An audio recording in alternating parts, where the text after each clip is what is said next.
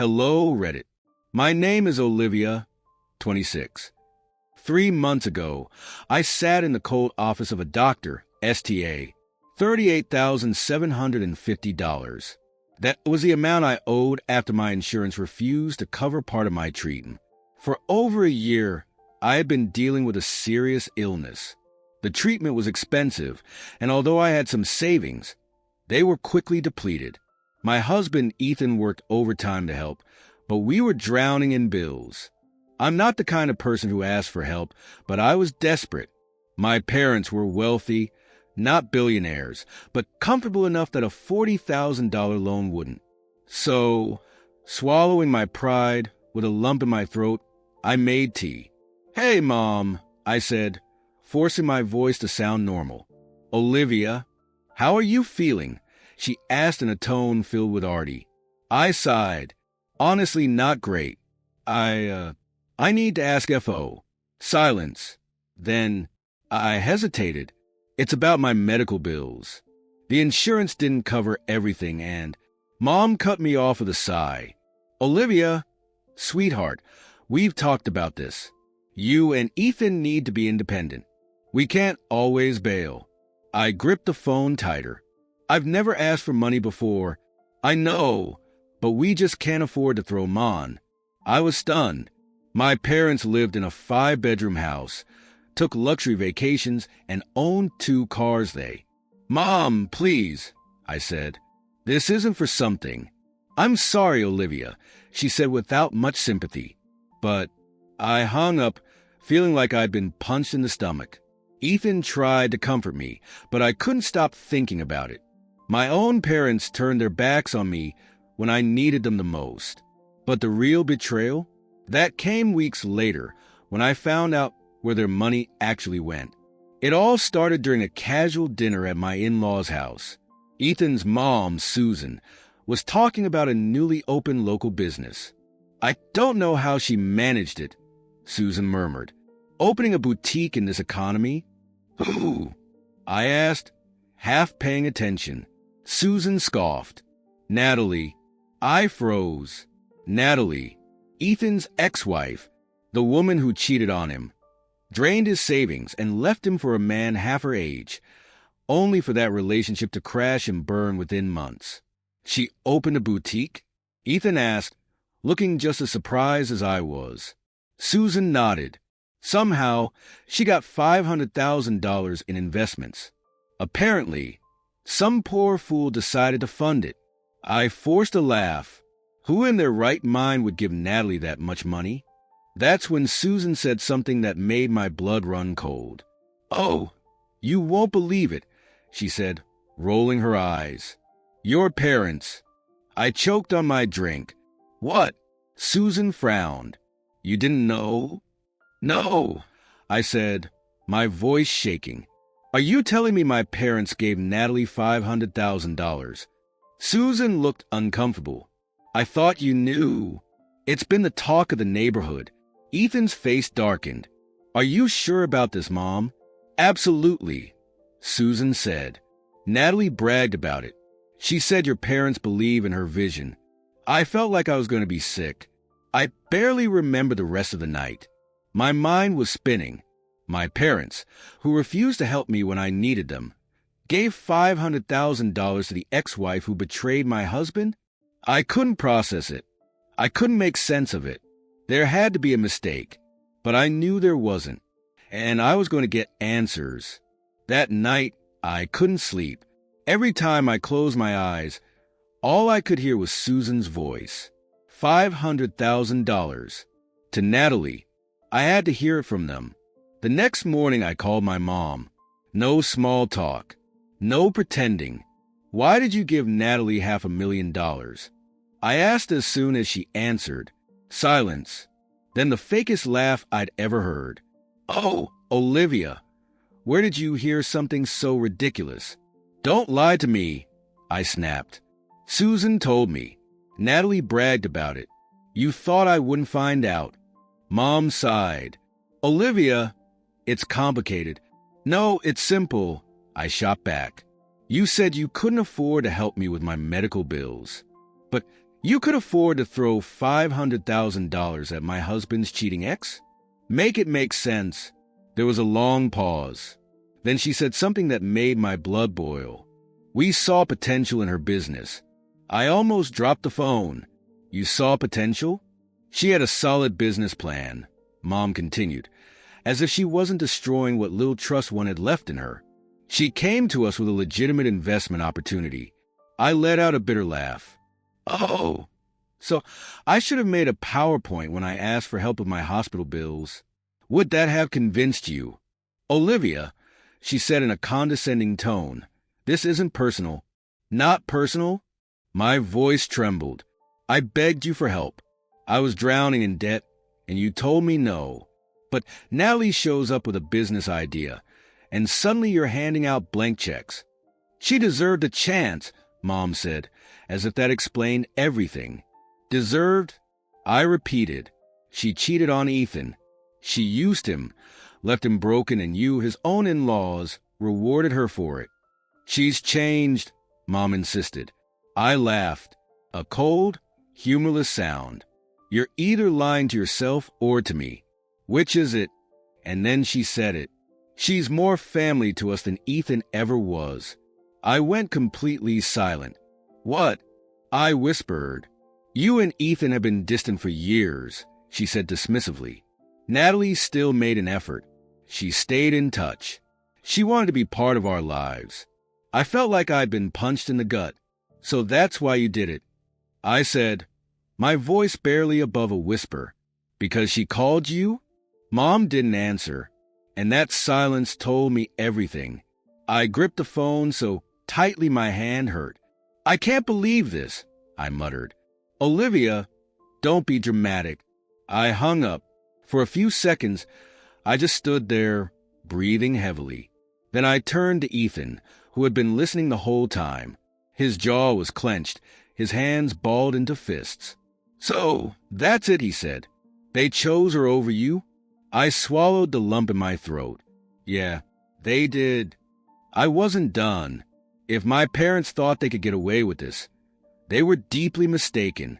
I was going to make them regret ever choosing Natalie over their own daughter. I don't remember how I got back home.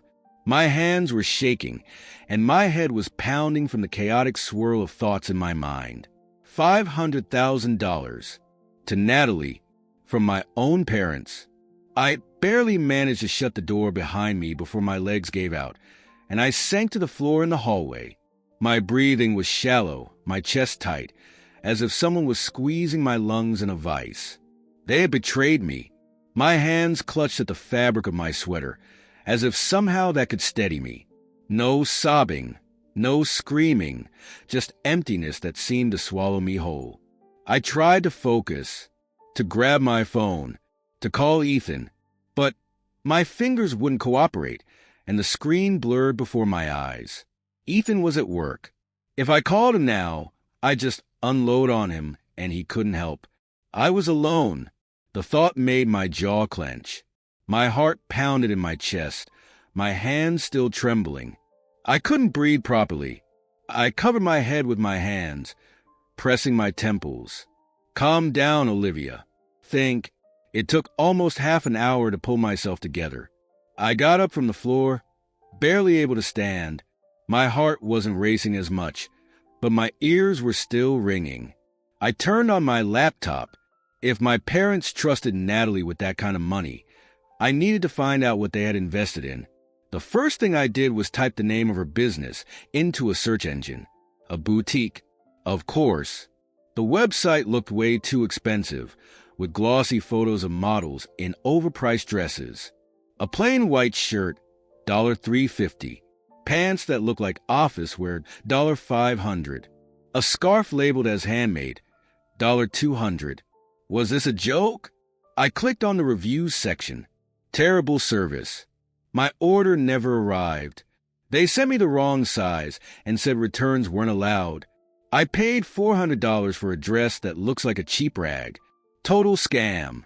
Clearly, the store wasn't functioning as it should. But even if the business was failing, it didn't explain the real question. Why had my parents agreed to this investment? I started digging deeper. I checked the business registration, scanned through articles, went through Natalie's social media. And while I didn't have all the answers yet, I had a sinking feeling that the truth would be worse than I'd expected. I leaned back in my chair, staring at the screen. I knew Natalie. She was a manipulator, a liar without a shred of guilt. And if she had managed to convince my own parents to hand over $500,000, it could only mean one thing. She was playing at something much bigger than just business. And I was going to find out exactly what it was. I sat at the kitchen table, staring at my laptop. My head was pounding. The data, the articles, the reviews, they all blurred together, and I was barely holding myself back from slamming the screen shut in frustration. Ethan came home around 8 p.m. He tossed his keys on the table and immediately noticed my state. "Olivia, did you find anything?" I looked up at him. "This boutique is a complete sham. The products are ridiculously overpriced, the quality is awful, and the reviews are damning.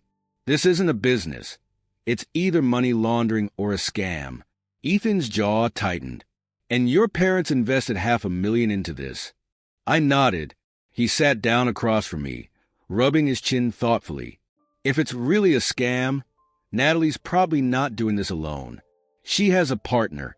How do we find out who?" I asked, swallowing my anger. Ethan grabbed my laptop and opened the business registry. Every business has paperwork. There should be information about the owners. He clicked through a few links and frowned. "There's another name listed." He turned the screen to face me. "Greg Carter."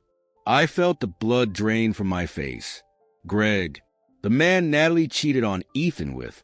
I froze for a moment before standing abruptly. "I'm calling my mom." "Olivia, wait." I didn't listen. I dialed her number and walked into the hallway. Mom picked up after 2 rings. "Olivia, Greg Carter." I hissed into the phone. Silence. "You gave your money not just to Natalie, but to Greg." She sighed. "Olivia, you need to calm down." "Calm down?" I was already grabbing my coat. "I'm coming over. We're talking about this face to face." I drove to my parents' house, gripping the steering wheel so tightly my knuckles turned white. When I walked into the house, Dad was sitting in the living room, and Mom stood nearby with her arms crossed. "We're not going to have this conversation if you're going to raise your voice, Olivia," Mom said coldly. "I know Greg Carter is Natalie's business partner," I snapped. "And you lied to me when you said this was just a business investment." Mom looked away. Dad was the first to speak. "It's not what you think." "Oh, then what is it?" I felt a wave of anger rising. "You invested in Natalie's lover's business, but refused to help your own daughter." "Why?" Mom pursed her lips. "Because we didn't want to throw money into a lost cause." It hit me like a physical blow to the chest. My vision blurred. The room tilted. "Olivia?" Ethan's voice seemed distant. Darkness. I opened my eyes to a weight on my lap. Ethan, he was slumped over, his head resting on me, holding my hand tightly even in his sleep. I was in a hospital room. A doctor walked in, his expression calm but serious. "Olivia, you're awake," he said softly. I barely managed to speak. "What happened?" "You fainted due to exhaustion and stress." "But," he sighed, his tone becoming graver, "there's something else you need to know." My body tensed. The doctor sat down on the edge of the bed. "Your illness is progressing." My heart thudded painfully in my chest. "What does that mean?" He looked at me intently. "If you don't receive proper treatment soon, it could become life-threatening." I froze. At that moment, Ethan stirred awake. The doctor didn't sugarcoat anything. "Given the progression of your condition, Olivia, you need to start intensive treatment as soon as possible. Time is not on your side." Ethan squeezed my hand tighter. I couldn't bring myself to say a word. "What are the options?" he finally asked. The doctor opened a tablet and flipped through a few pages. "There's a new experimental therapy. It's not guaranteed, but there have been cases of improvement. The problem is it isn't covered by insurance. How much? I already knew the answer before he said it. Approximately $200,000 for the initial phase. I exhaled sharply. The money that could save my life had already been spent funding a fraudster's sham business. The drive home was oppressively silent. Ethan gripped the steering wheel tightly, his knuckles white. I pulled out my phone and opened Natalie's boutique website. Even more negative reviews. My order never arrived, and the manager stopped responding to emails. The material is terrible. They won't issue refunds. They sent me mismatched shoes and called it an exclusive design. I knew this was only a matter of time. She couldn't hide her scam for long. Ethan took a deep breath, trying to diffuse the tension. "We'll figure something out," he said quietly. I looked at him. His eyes were tired, worn. He'd been working overtime, barely sleeping, all to keep us afloat. Guilt washed over me for not being stronger, for my condition putting so much pressure on him. I lowered my gaze and typed out a text to my mom.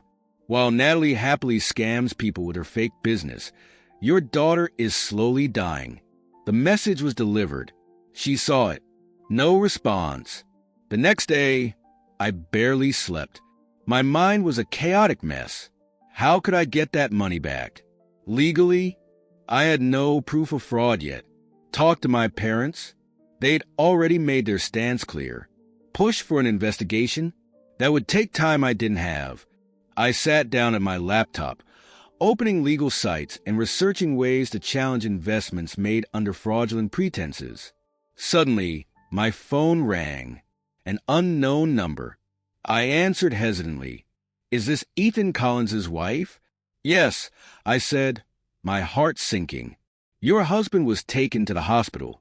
There's been an accident at work." My stomach dropped. "What? What happened?" "He fainted due to overexertion. We need you to come to the hospital immediately." I don't even remember how I got there.